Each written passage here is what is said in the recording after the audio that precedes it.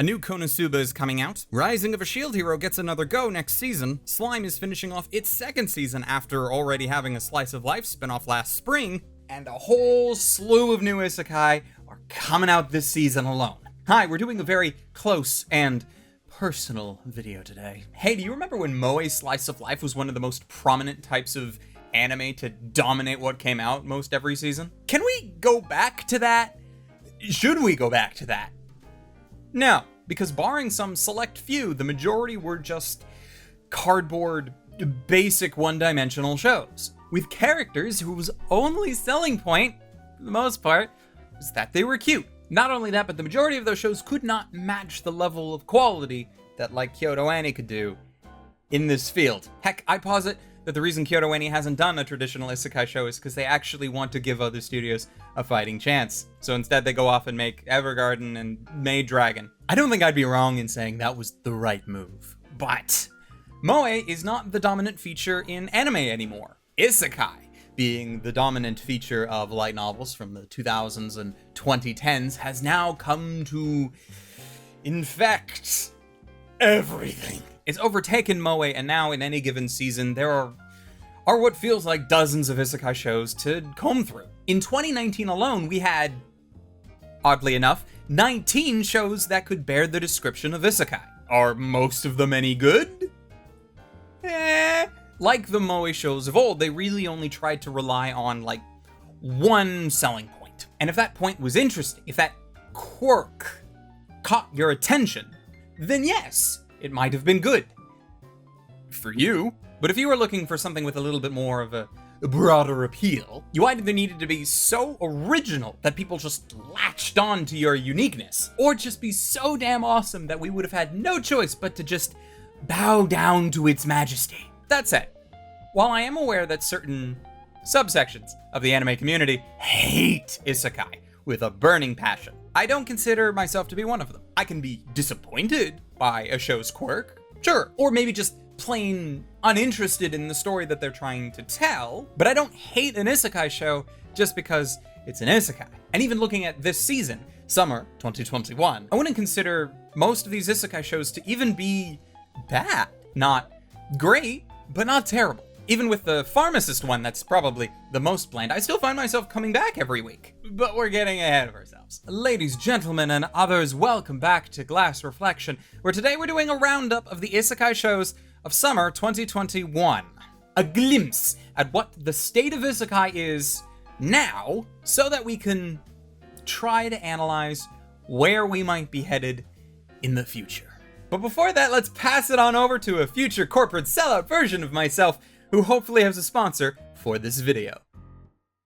Glass Reflection would like to thank the sponsor for the video today, being the good people over at Surfshark VPN. A VPN is a way to help you protect your privacy and what you view online as you surf and watch anime and videos on the web. Not only does it secure your data, encrypting it to help stop people from eavesdropping on your connection, but it also allows you to mask your location. Doing so allows you to bypass the region locking of a variety of streaming services, as not all streaming services are equal in what regions they service. So having a VPN like Surfshark can help you access shows that you might not be able to otherwise. Content blocked on services such as Netflix and YouTube simply by connecting to a local server from the country you'd like to access. And of course, Surfshark is available on a variety of devices as well as your PC, so you can stream your anime on the go if you so choose. There will be a link and promo code in the description where you can sign up for a percentage off as well as an extra 3 months free, because we love you guys so much. And best of all, if you try it out and you don't find that it helps, it's not doing what you expected, or it doesn't end up unblocking the content that you want it to, Surfshark offers a 30-day money-back guarantee, no questions asked. Thank you very much to Surfshark for sponsoring the video. Let's get back to it. All right, let's start with the easy one to discuss. The one that most people are probably watching. That Time I Was Reincarnated as a Slime, Season 2, Part 2. I've said elsewhere that Slime is one of my favorite isekai of all time. It has many aspects that other shows do poorly, like having an overpowered protagonist. And while that can and has been used as an almost magical get-out-of-problem-free card, the show puts a lot of weight into developing its character roster. Granted, that leads into the second most poorly done trait of isekai by giving the protagonist a massive harem. I mean, Come on, Slime even changed the race of this one lizard woman so that she could be a hot, human-shaped girl. While it may contain aspects that have become trite and stale over the years, it doesn't lean into those ones as much as it could, and neither does it rely on them to keep the story interesting. If I was to recommend a modern, post-SAO isekai, this is where I would start. It has everything standard that you would expect from an isekai, but even the ones that are overused elsewhere are done in almost their best possible way here, or pretty close to it. But Slime has, also been around for a while. It first came out in 2018, so what are some other shows? Some newer shows of this season like Tsukimichi Moonlit Fantasy. There are a lot of comparisons in this one to Slime that people, including myself, could make. Its saving grace from poor comparisons is, of course, the fact that the original material came out first, by almost a full year. So comparisons to Slime are actually in its benefit, as it paved the way. But you have a protagonist who gets isekai'd only for the goddess of the new world to be disgusted by him and banish him immediately to the ends of the world. Beyond this point is where the Slime similarities come in. He ends up making contracts with powerful beast entities who conveniently turn into beautiful women because of it, and begin to somewhat serve him and call him master. Can you say, building a harem? Cause like it or hate it, that's what we're doing. One of these women, an ancient dragon, creates a secondary dimensional world for various beast tribes to live in safety, away from the desolate wasteland that they used to call their home. Very similar to what Rimuru Tempest is doing over in the Tempest Nation in Slime. Beyond that, though, is where the Slime similarities end. The cast is nowhere near as large, and its overall story is not really put into focus, instead relying on the character interactions between this group of 3 overpowered lead characters, 2 of which have several triggers that make them go berserk against anyone or anything, for comedic effect, of course. So that doesn't make it at all a serious kind of story, and if that's what you're looking for, then it does a fairly decent job. It feels at times more of a parody of isekai than anything, but maybe that's not the right way to describe it, because considering its original story's age, it's almost seeming like it's parodying things that have come after it. So I'm probably completely wrong with that, but that's just the feeling that I'm getting. As a comedy isekai, it does its job. I just feel like it's missing that special something.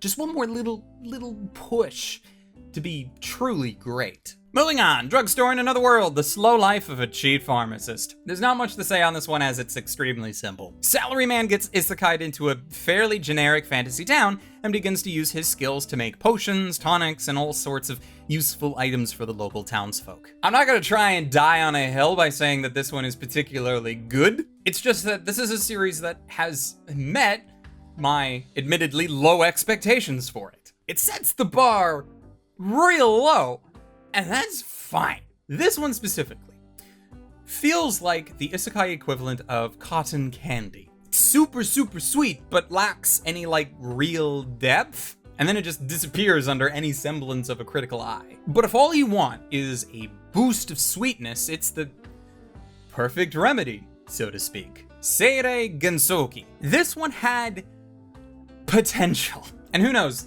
further episodes may make it better, and it may develop on that going forward. But so far, initially, it seems to have disregarded everything that made it unique.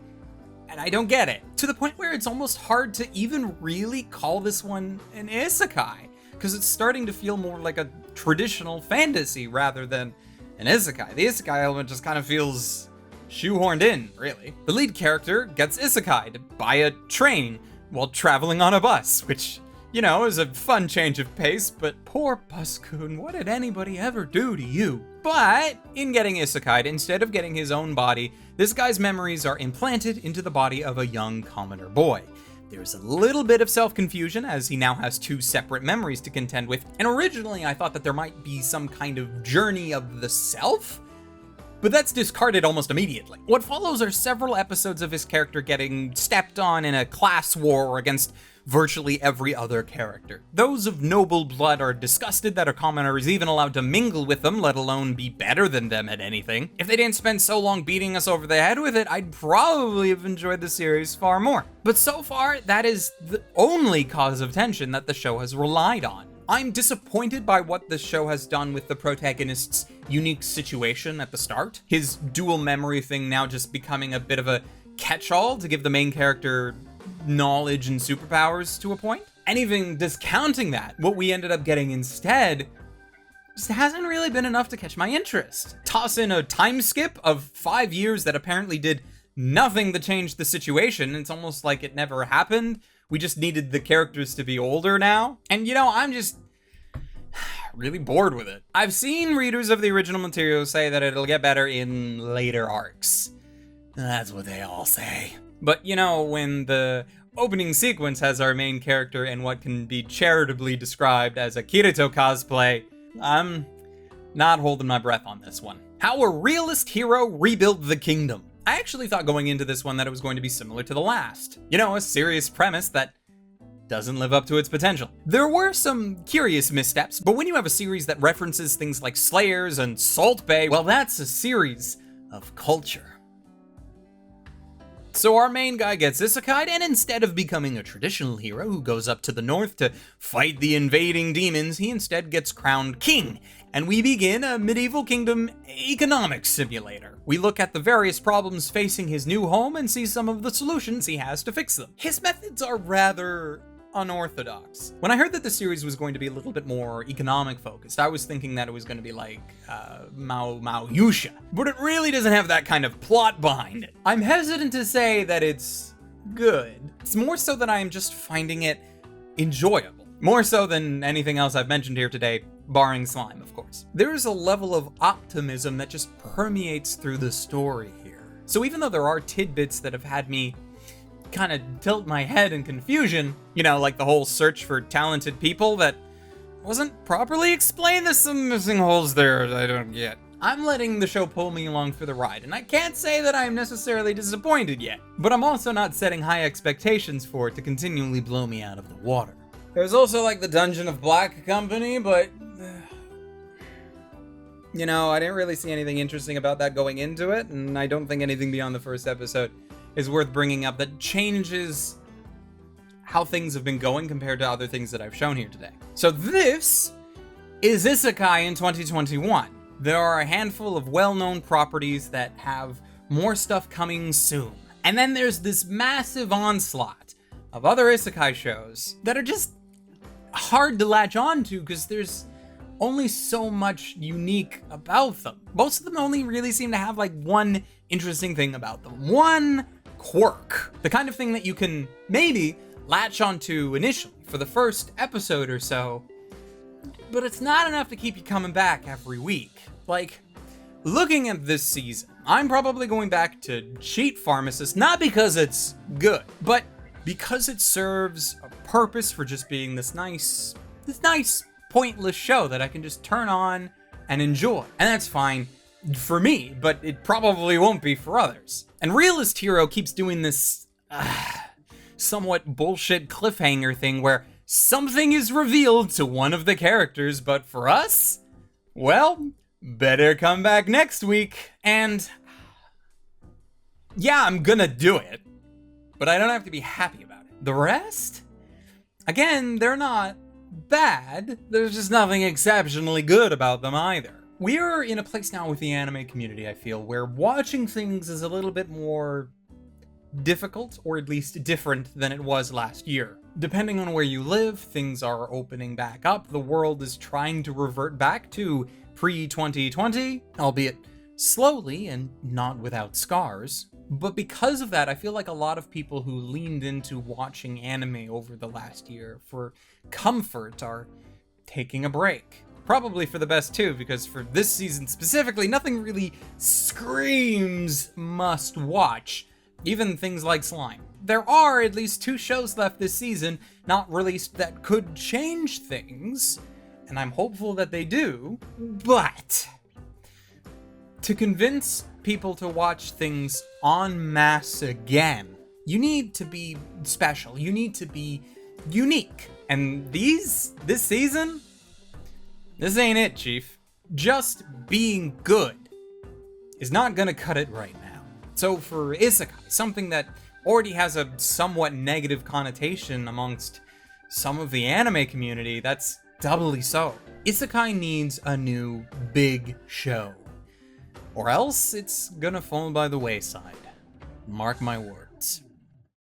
And that is all for today. Tune in next time where we look at something, hopefully, that I'm really looking forward to.